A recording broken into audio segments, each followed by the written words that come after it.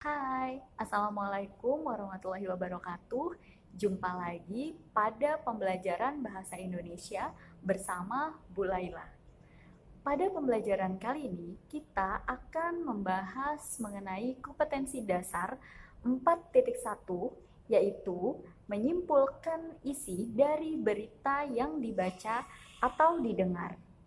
Setelah mempelajari materi ini, kalian diharapkan mampu yang pertama, untuk meringkas pokok-pokok berita yang kalian baca dan kalian dengar. Yang kedua, kalian diharapkan mampu menyimpulkan pokok-pokok berita yang kalian dengar dan kalian baca. Serta kalian yang ketiga diharapkan dapat memberikan tanggapan terhadap berita yang kalian baca dan kalian dengar. Mari kita mulai pembahasan untuk materi pembelajaran kali ini. Jadi, untuk materi pembelajaran kali ini, kita akan membahas 3 materi. Yang pertama, ringkasan pokok-pokok berita. Yang kedua, simpulan isi berita. Dan yang ketiga, tanggapan terhadap isi berita. Baiklah, kita akan memulai membahas materi yang pertama, yaitu meringkas berita. Sebelum kita mengetahui langkah-langkah untuk meringkas berita, alangkah baiknya kita mengetahui terlebih dahulu apa sih sebetulnya ringkasan itu. Nanti akan kita bahas selanjutnya bagaimana cara kita membuat ringkasan atau meringkas dari berita yang tertulis panjang menjadi sebuah ringkasan berita yang efektif. Kita bahas dulu mulai dari arti dari ringkasan. Ringkasan yaitu penyajian tulisan yang panjang dalam bentuk yang lebih singkat dan efektif. Jadi bisa kita simpulkan di sini bahwa kita apabila ingin membuat ringkasan berita, berarti kita membuat berita dalam bentuk pokok-pokoknya saja atau unsur-unsur beritanya saja, yaitu adiksimba. Untuk membuat suatu ringkasan berita, kita harus mengikuti langkah-langkah sebagai berikut. Ada 3 langkah dalam meringkas berita. Yang pertama, membaca atau mendengarkan dengan saksama. Jadi, apabila kita ingin membuat ringkasan berita atau meringkas sebuah berita, kita harus betul-betul membaca atau mendengarkan isi dari beritanya dengan saksama, dengan penuh perhatian. Kemudian, yang kedua, setelah kita membaca atau mendengarkan dengan saksama, selanjutnya yaitu mencatat pokok-pokok atau unsur-unsur berita. Jadi, setelah tadi kita sudah membaca atau mendengarkan dengan penuh saksama, selanjutnya kita sudah mengetahui, kita sudah bisa mencatat pokok-pokok dari unsur-unsur berita yang terdapat dalam berita yang sudah kita baca atau kita dengar. Selanjutnya, setelah kita sudah mencatat pokok-pokok pentingnya, kita bisa menyampaikan kembali ke dalam bentuk karangan atau tulisan yang lebih singkat. Mari kita perhatikan sama-sama. Ini merupakan contoh ringkasan isi berita yang telah dibuat dengan mengikuti 3 langkah yang telah disebutkan sebelumnya. Bisa kita lihat sama-sama, itu ada berita yang aslinya yang dikutip dari Detik News, kemudian di sebelahnya terdapat ringkasan isi beritanya. Bisa dibandingkan mulai dari berita yang tadinya tertulis panjang, kita buat ringkasannya sehingga menjadi tulisan yang lebih singkat tetapi juga lebih efektif. Nah, ringkasan isi berita ini dapat kita jadikan modal untuk menyimpulkan berita.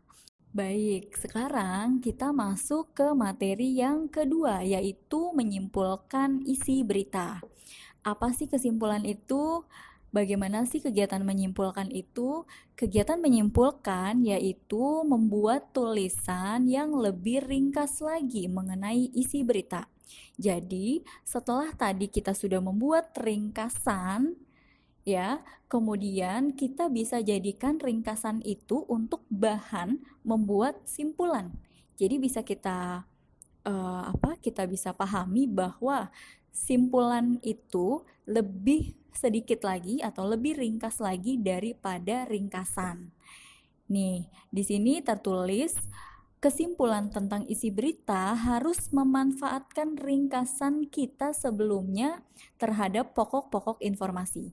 Jadi, apabila mau membuat simpulan berita atau mau menyimpulkan berita, alangkah baiknya kita meringkas berita terlebih dahulu supaya kita bisa mengambil informasi-informasi yang pokok-pokok tadi untuk selanjutnya kita simpulkan. Supaya lebih memahami lagi, ini bisa kita sama-sama perhatikan. Ada dua tabel di sini, ada dua bagian, ada dua tulisan. Di sini ada ringkasan, kemudian ada simpulan. Nah, kalian bisa memperhatikan di situ bahwa ringkasan itu lebih detail dibandingkan dengan simpulan. Jadi kalau misalnya simpulan itu hanya garis besar dari informasi yang terdapat dalam berita. Sampai sini mudah-mudahan bisa lebih paham ya bagaimana meringkas atau membuat ringkasan isi berita dan bagaimana membuat simpulan isi berita.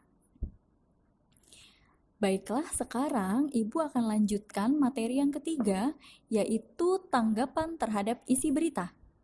Bagaimana sih kita menanggapi berita? Aspek-aspek apa saja sih yang harus kita tanggapi apabila kita melihat atau membaca sebuah berita? Nah, sebelum itu, Ibu jelaskan terlebih dahulu arti dari tanggapan, ya. Tanggapan adalah sambutan atau respon terhadap suatu ucapan. Nah, tanggapan ini biasanya berisi komentar atau kritik. Jadi, tanggapan terhadap isi berita artinya kita sebagai pembaca atau pendengar berita memberikan komentar ataupun kritik terhadap berita yang disampaikan. Adapun aspek-aspek yang harus kita tanggapi pada saat kita membaca atau mendengar berita ada dua, yaitu aspek yang pertama isi atau struktur berita. Jadi kita menanggapi atau mengomentari isi atau struktur dari berita tersebut. Apakah beritanya benar? Apakah strukturnya sudah lengkap? Nah, ini adalah aspek yang pertama. Selanjutnya, aspek yang kedua yaitu bahasa berita. Pada saat kita ingin menanggapi sebuah berita, kita bisa memperhatikan penggunaan kalimat dan pilihan kata pada berita yang kita baca atau yang kita dengarkan. Nah, dari situ bisa kita komentari apakah berita tersebut menggunakan kalimat-kalimat yang mudah dipahami, menggunakan pilihan-pilihan kata yang mudah dimengerti oleh pendengar ataupun pembaca, atau malah sebaliknya. Ini adalah aspek-aspek yang bisa kita jadikan pedoman untuk kita menanggapi isi berita. Sekarang bisa kita perhatikan pernyataan-pernyataan di bawah ini. Nah, ada 3 pernyataan di sini. Pernyataan yang A, B, dan yang C silakan dibaca dengan baik, disimak baik-baik. Kemudian nanti kalian dalam hati kamu jawab. Nah, apakah hasil analisis kalian sama dengan jawaban yang sudah tersedia di situ? Bisa kita sama-sama simpulkan, pernyataan yang A dan pernyataan B itu merupakan contoh tanggapan dari aspek isi berita. Terakhir, pernyataan yang C itu adalah contoh dari tanggapan aspek bahasanya. Ya, setelah kalian sudah mendengarkan penjelasan materi yang tadi, sekarang waktunya kalian untuk latihan. Tapi apabila kalian belum memahami materi yang tadi, kalian silakan ulang kembali, tonton lagi, materi yang tadi sudah dijelaskan supaya kalian lebih memahami. Bagi yang sudah paham, langsung buka latihan soalnya di Google Classroom yang sudah disediakan.